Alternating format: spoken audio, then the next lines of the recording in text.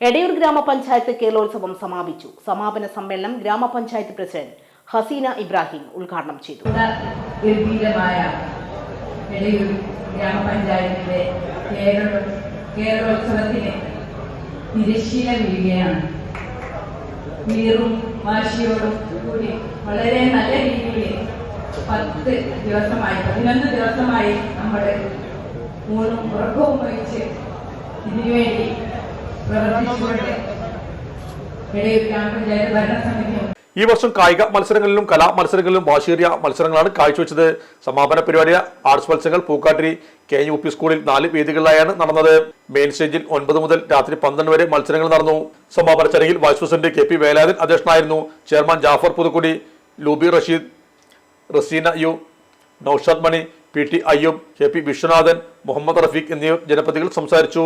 Donald Pookkattiri overall ചാമ്പ്യന്മാരായി. നൌഫൽ കലമൻ നന്ദിയും പറഞ്ഞു. നമ്മുടെ സംതൃപ്തിയേക്കാൾ വിലപ്പെട്ടതാണ് നമുക്ക് വേണ്ടപ്പെട്ടവരുടെ സന്തോഷം. പരിശുദ്ധമായവ ഹൃദയപൂർവ്വം സമ്മാനിക്കുമ്പോൾ നമ്മുടെ സന്തോഷവും ഇരട്ടിയാകും. Dubai golden diamonds, pride of generations, India, Oman, Bahrain.